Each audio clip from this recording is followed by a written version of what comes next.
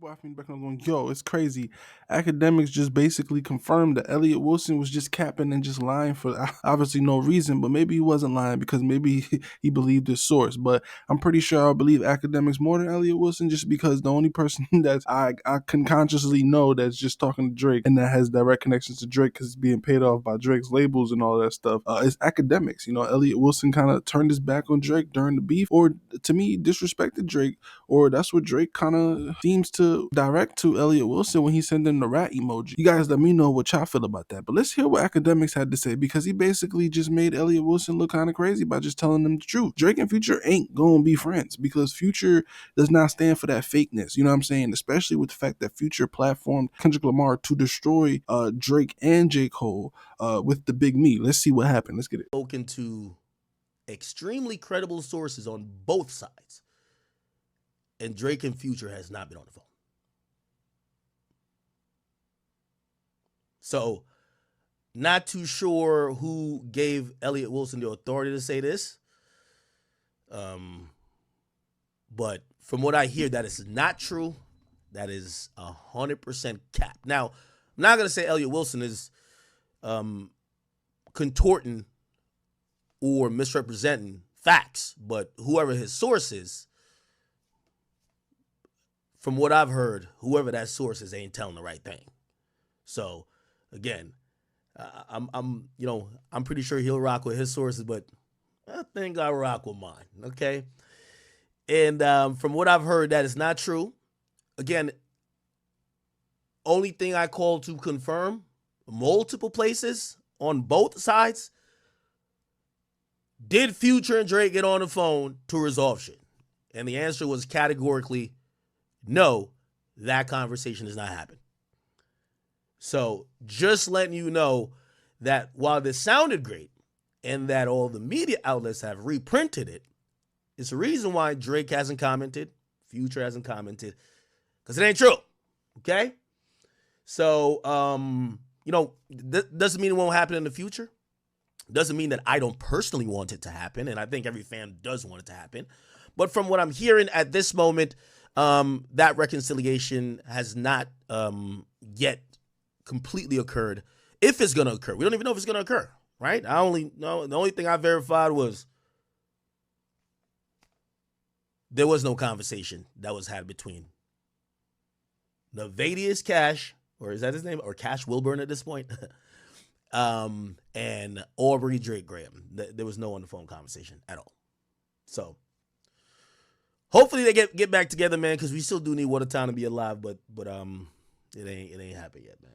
It did not. Now, at first, I was gonna come in here and do a whole video on the fact that Drake is using Future and using Young Thug because Young Thug is free now. So now Drake is gonna try to align himself with one of those two because he has to have the black community 100%, and he has to make sure he grabbed that audience because that's the audience that pays him a lot when he's in America and stuff like that. Because his numbers globally, as you see, is not hitting the same. All of his records that he dropped post beef is literally not on the charts. If it goes on the charts, it goes off of the charts, and if it does go on the chart, it's very, very low. Like, you know what I'm saying? It's like 83rd or 80th or 54th. Like, come on. When he used to drop, it used to be top 10, top 20. You know what I'm saying? Sometimes even top 5. That's why he had a whole top 5, like, you know what I'm saying? So now that you guys experience this moment to where, I don't know if Drake realizes, but there's a gigantic dip in his career and his music right now. And people are just holding on to the fact that, yes, he's breaking other streaming records and stuff like that, because I feel like that's just a longevity award. That's an award because you dropped great product in the past, and people are still going to listen to those great products in the past when you were melodic Drake and not trying to be a killer. You know what I'm saying? Like, no face, no face, no face, no face. You notice, like, why are you in the video? You're around a whole bunch of dark-skinned men pretending to shoot guns and stuff like that. Like, you never do nothing positive when you have a bunch of black men around you, and the motions and the actions you choose to do with them just lets me know that, you know, you kind of see us one way, like you like slaves. You trying to free the slaves. That's what I'm trying to do. I'm trying to free the slaves, mental slaves. You know what I'm saying? I'm trying to free the programmed slaves. So when you guys take that in consideration, and you guys take in consideration the fact that he's done a whole video like that right after Kendrick Lamar just called him a culture appropriator, vulture, and all of this other stuff, that's not odd to nobody. Notice him when he's in videos like started from the bottom and other stuff where it's kind of his non-black friends in the video is very positive and it's jumpy and it's exciting. But when he has his dad and a bunch of his dad friends in the video, like worst behavior, for instance, it's very a whole bunch of curse words, a whole bunch of uh killing, or pimping like energy. And it's like, bro, come on.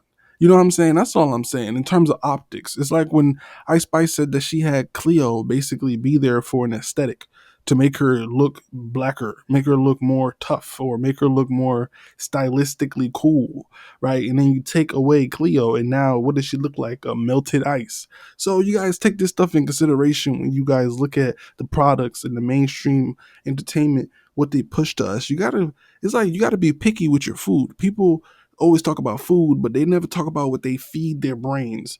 And people like Drake, they've been exposed for a lot of things to where you can really judge a man's character and be like, oh, this is what you're thinking about? I'm thinking that you're really trying to find love in this world and you calling yourself a lover boy because you're a hopeless romantic.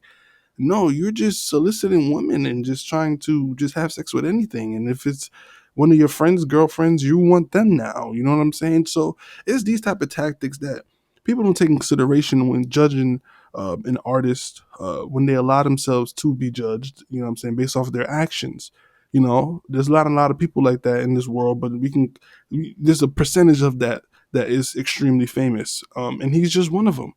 So let me know what y'all think in the comments below, because Elliot Wilson blew that out of proportion.